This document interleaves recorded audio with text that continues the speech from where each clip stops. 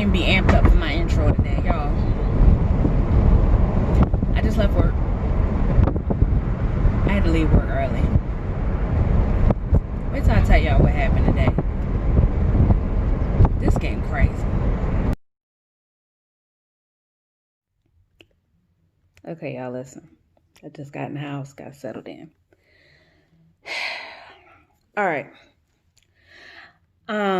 As some of you know, I am currently the operations coordinator for a fairly large shelter entity in the city of Phoenix. And we work with families who are currently experiencing homelessness, and we help them resolve whatever barriers are preventing them from getting in a home. Some people just need, financial assistance, diversion, whatever others need, substance abuse treatment, whatever the situation may be. It's a very diverse group of individuals that we work with. And when I say shelter, I don't want you to think like a bunch of bunk beds in a gym. It's not like that. It actually used to be a hotel.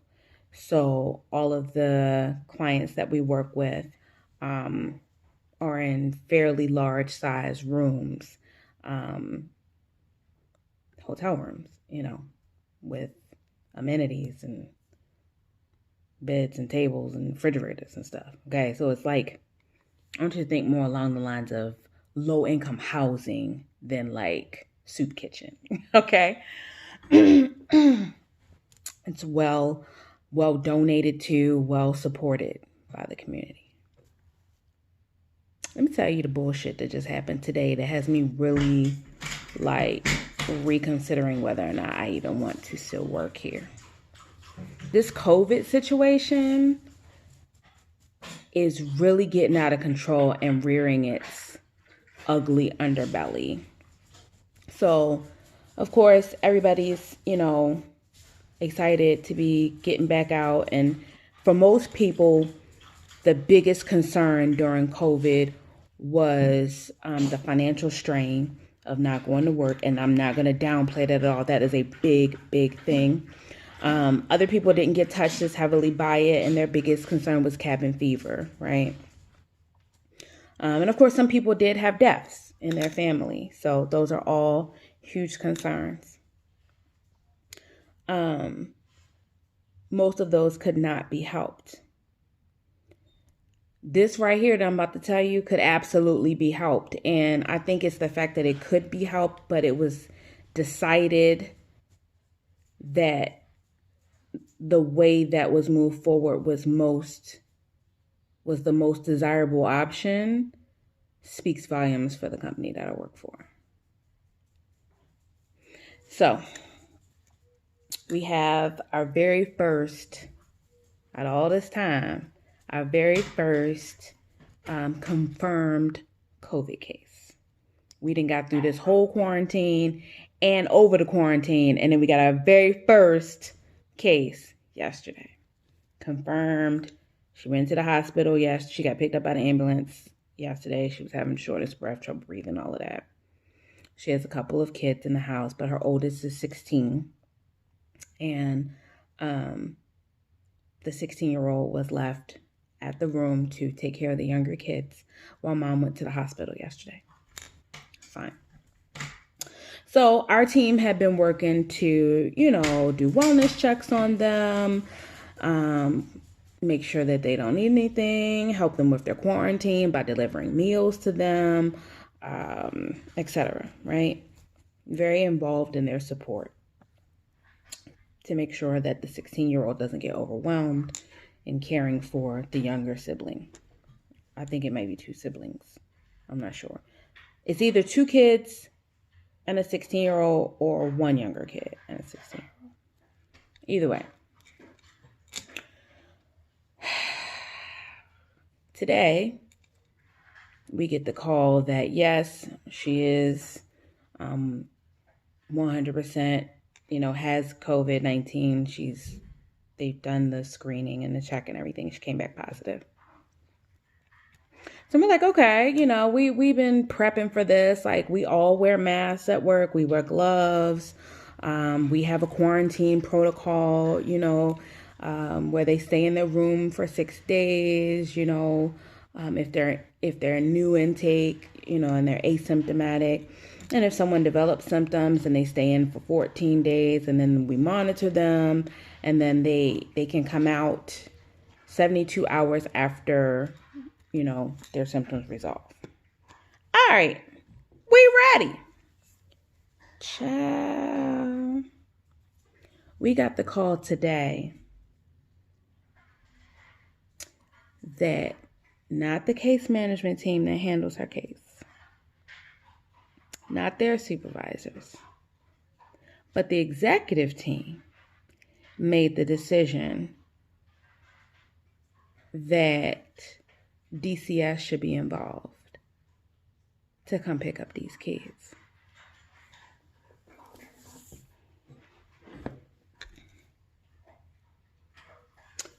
So you mean to tell me that because someone got diagnosed with COVID, your first option on day 2 of her hospitalization is to remove her children from her custody while she's in the hospital? What does that even look like? Like, there's so much to unpack there. Like, what does that even look like? What foster family is going to take them kids? Because it's a possibility that they could have been exposed as well.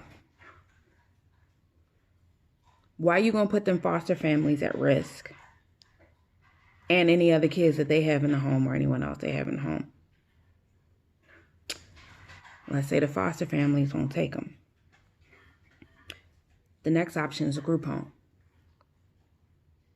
What group home is going to take these kids?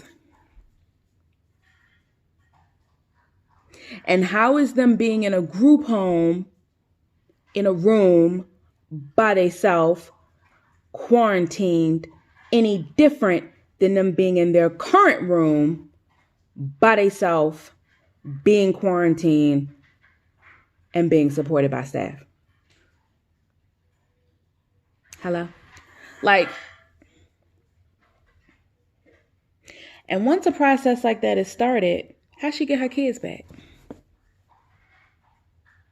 So she has to be in the hospital, already in a fragile state, be completely stressed out about what's happening to her children,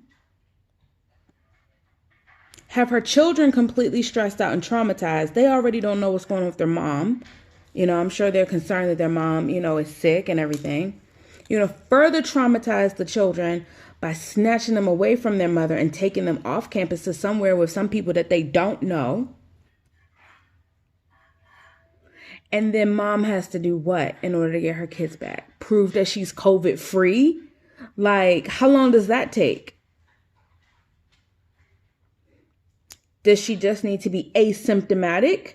Or does she actually have to produce a test showing a negative COVID result in order to get her kids back? And since when in the entire hell are we taking people's kids away from them because they're sick? Hello?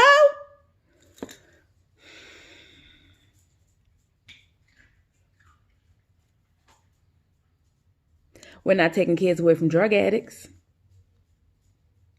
We got people who have been staying on campus that are off campus all day with their kids in the room, or with their teenagers watching infants. I'm talking small teen, like 13-year-old teenagers watching infants all day because mom and dad are off campus tweaking. And this is known because my team reports it to the case management team. Hey, FYI, we seen little Susie on campus again with the baby by herself. Like, are y'all going to intervene? Like, what's going on here? I think we need to involve DCS. Oh, why? And even if DCS gets involved, which on behalf of this particular teenager, I believe that they did, but there was no removal. So you mean to tell me that parents can be drug addicts and completely leave their children unattended all day and have a 13-year-old raising an infant so that you can go and be a drug addict, and that's not a removable offense? But you have a family who has not had any problems on campus. They don't give us any problems. They're not a drug abusing family. None of that. I'm pretty sure that their only issue is they're poor. So because the poor mom gets sick, y'all snatch her kids? I take issue with that. And I take issue with the executive team because to me, that speaks to a lack of compassion on behalf of the organization. Do you really care about the families that we serve when you're willing to do something like that? And I'm sure that the excuse is going to be something along the lines of, well, we're doing it to protect everyone else on campus, to, remove any threats of COVID. Let me understand what you're doing. Let me help you understand what you're doing right now. You're causing a medical issue. You're going to cause a bigger issue. Because it's not like she's the first one to report having COVID symptoms. She's just the first one that was confirmed. We've had other people to say, oh yeah, I had a high fever, for 5 days or whatever. My fever just broke. Praise God. And we like, you had that fever all that time and you ain't saying nothing. You ain't want to report that to say, well, no, we just stayed to ourselves and just stayed in our room and, but I'm good now. They ain't get no testing. No testing was required. And clearly their children were not taken. So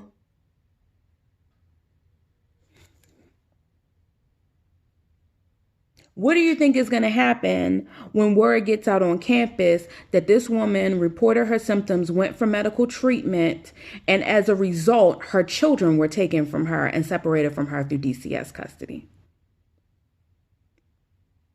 I'm going to tell you right now, if it was me, I'm coughing in my room. You're not taking my kids. I'm not reporting anything to anyone. So now you're going to have a circumstance where people are going to be loath to report any type of symptoms for fear that their children are going to be taken away,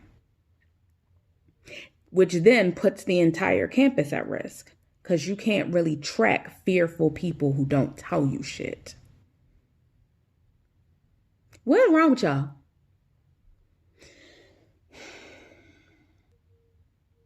So I had this entire conversation with the case manager of the person, this poor woman.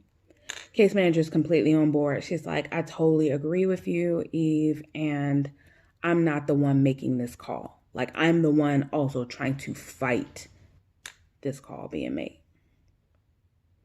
But it's not coming from me. It's not coming from me to everybody else as her case manager. It's coming from the tops of the organization saying this is what needs to happen. These are the same people who have been working from home for the past 2 months, while the rest of us have been boots on the ground, keeping the organization going the whole time. We haven't had time off. We don't get to work from home. We got to go in there every day with our masks and with our gloves and make sure that these residents are taken care of. We have to serve them their meals. We have to enforce policy. We have to make sure that they're good while everybody else is off campus. And the week that you come back on campus, you find out that one person has COVID. And so all of a sudden, everybody got to go.